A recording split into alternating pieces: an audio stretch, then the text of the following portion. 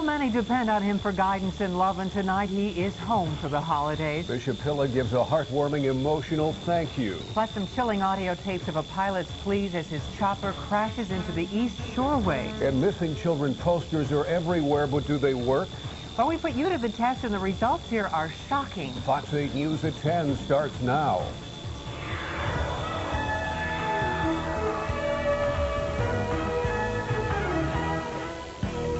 Another plane falls out of the skies over Ohio, and tonight investigators are trying to find out why. A holiday trip by a Chagrin Falls couple ends suddenly when their small plane nosedives into the ground. Fox 8 News reporter Jack Shea says that the pilot and passengers somehow beat the odds by surviving the terrifying plunge into Geauga County farmland. The excitement of a Thanksgiving trip to Florida ends abruptly for a Chagrin Falls pilot and his wife when their Piper PA-28 plummets into a farm field outside Middlefield shortly after takeoff from the Geauga County Airport. Eyewitnesses say it appears the plane lost power before clipping a tree and power line. Didn't really hear the plane, just kind of noticed that something big was coming through the sky and turned around and as it was coming through the wires. The Good Samaritans rush to the crash scene and find the pilot, 72-year-old James Burns, and his 67-year-old wife, Jane, trapped in the wreckage. James Burns, a veteran pilot and member of the Geauga County Airport Commission, had somehow kept the plane from breaking up as it hurtled toward the ground. They looked pretty bad at first, but the guy came around, and then the lady came around, and then the fire department. Tell you what, fire department was here in less than a minute.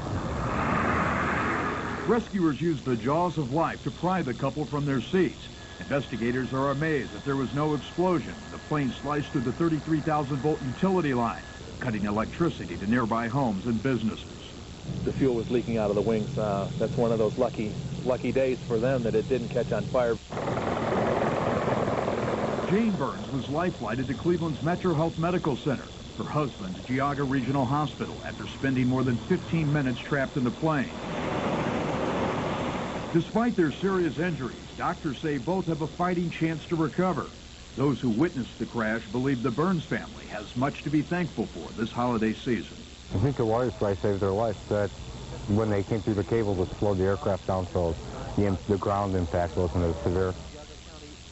Tonight, Jane Burns is in critical condition at Metro Health Medical Center. Her husband, James, is in stable condition at Geauga County Hospital. The FAA is investigating the cause of this crash, and Wilma, right now they're focusing on the possibility that it might have been caused by some kind of mechanical problem. Jack, we have had so many single-engine private plane crashes in the last few weeks. Let's hope we've heard the last of this for a while. Absolutely. Pretty scary when you have planes dropping out of the sky like Oh, my goodness. Jack Shea reporting for us. Thank you, Jack. Sure. The helicopter about to crash. Fox 8 News has obtained the tape of a radio transmission from the chopper pilot. Last month, a chopper taking two sightseers on a tour of Cleveland lost control, was forced to land on the East Shoreway. Pilot Richard Demchuk was unable to steer the chopper when its tail rotor malfunctioned, and he couldn't get back to Burke Lakefront Airport.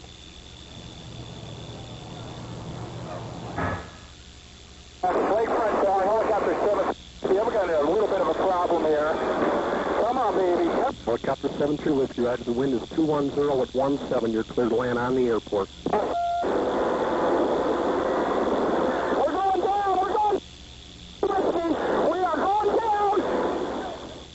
You'll remember that chopper crashed in the middle of traffic. Amazingly, no one in the aircraft or on the ground was injured. The runways at Cleveland Hopkins Airport are not as troublesome as the numbers might imply, according to city officials. They released the latest figures from the FAA. Of the 40 runway incidents at the airport so far this year, only 23 were actual incursions, where a plane crossed onto an active runway, risking a collision. In the other 17 incidents, there was no risk of collision. Last year, Hopkins led the nation with only 9 runway incursions. The leader of nearly 1 million Cleveland area Roman Catholics will be home now for the holidays. His release from the Cleveland Clinic today was an emotional moment. Fox 8 News reporter Dick Russ was there as the bishop began the next step in his recovery. Thank God I'm here. Bishop Hilla says those were his first thoughts when he woke up 1 week ago from quadruple bypass surgery. As doctors pronounced him fit enough to go home, the bishop was grateful for the countless prayers that have brought him this far.